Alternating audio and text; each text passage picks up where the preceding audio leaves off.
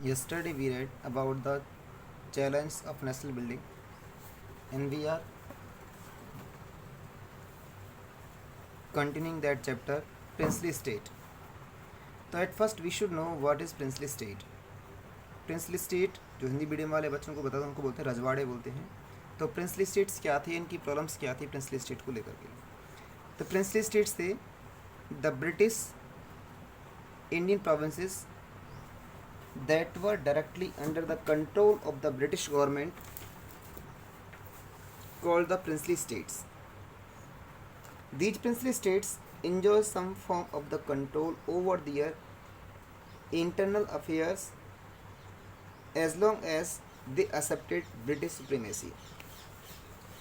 तो British India के वे क्षेत्र जिन पर जो डायरेक्टली कंट्रोल में थे ब्रिटिश गवर्नमेंट के, मतलब ब्रिटिश गवर्नमेंट के द्वारा जो वहाँ के जो राजा थे उनको कंट्रोल किया था, और वहाँ जो राजा थे उनके पास अपने कुछ घरेलू अधिकार भी हुआ करते थे. ऐसे उन क्षेत्रों को कहते थे प्रिंसली स्टेट से रजवाड़े. और उनको ये अधिकार केवल तब तक था जब तक कि वो ब्रिटिश सुप्रीमेसी को मानते थे, या ब्रिटिश पैरामाउंटेंसी या सजरेंटी को मानते थे, तब तक उनको ये अधिकार दिया हुआ था. तो ये था प्रिंसली स्टेट्स. तो प्रिंसली स्टेट्स रजवाड़े. अब बात करते हैं प्रिंसली स्टेट्स को लेकर के कुछ समस्या थी. तो क्या थी प्रॉब्लम? तो जिस समय देश आज़ाद हुआ, देश की आज़ादी के साथ साथ ब्रिटिश गवर्नमेंट ने अनाउंस किया कि इंडिया के साथ साथ जो प्रिंसली स्टेट्स हैं वो भी क्या हो जाएंगे, फ्री हो जाएंगे, आज़ाद हो जाएंगे. और at the time there were 565 princely states and legally these states will be free. तो उस समय 565 देशी रियासतें थी जो ब्रिटिशर्स के अकॉर्डिंग लीगली या कानून आज़ाद हो जानी थी. तो इससे जो राष्ट्रवादी जो लोग थे उनको एक भय या खतरा लगा कि जिस यूनिटी को लेकर के देश की एकता का हम सपना देखते थे, वो एकता का जो हमारा सपना है वो टूट जाएगा.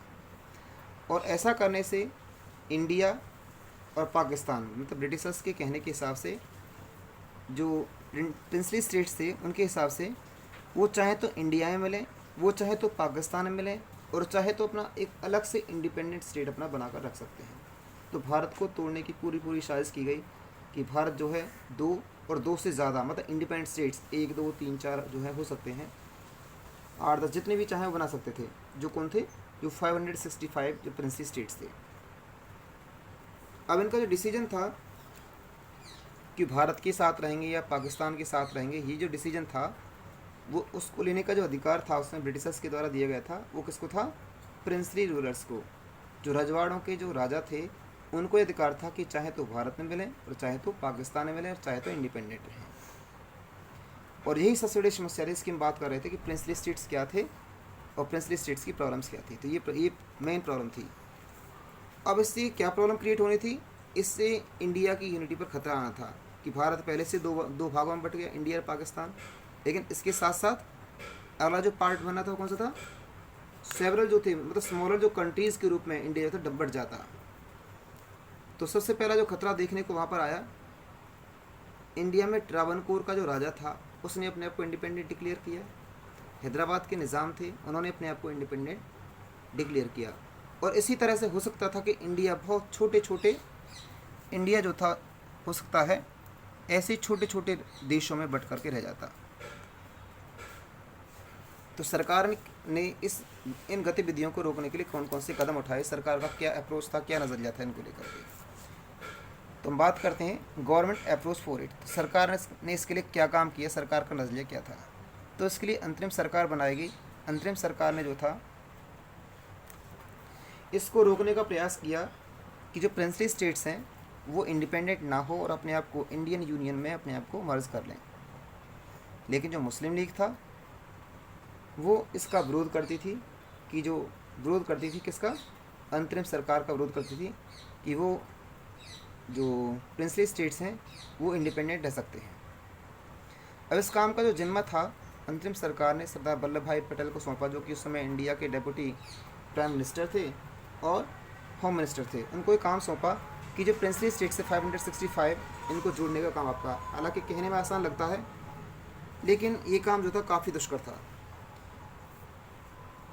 कि किसी भी राजा से उनकी संपत्ति को कैसे छीना जाए या उनसे एक तरह से उनको कैसे राज़ी किया जाए कि भारत के साथ विलय हो जाए।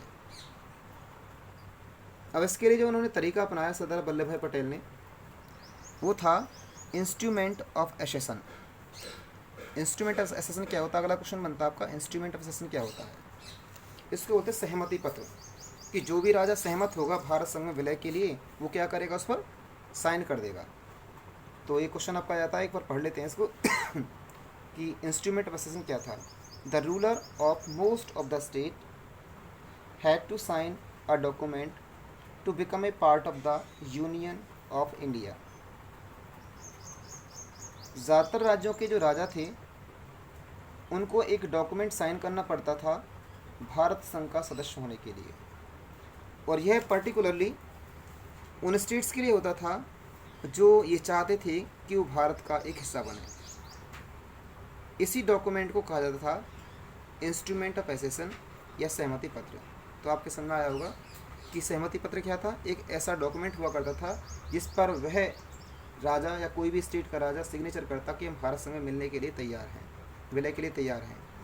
तो बहुत सारी समस्याओं को, देशों की समस्याओं को या स्टेट्स की समस्याओं को या प्रिंसली स्टेट्स की समस्याओं को सुलझा लिया गया, लेकिन सबसे बड़ी समस्या सामने आई वो किसकी थी, जूनागढ़, हैदराबाद, कश्मीर और मणिपुर, इन राज्यों को मिलाने में सबसे ज़्यादा समस्याएं आई।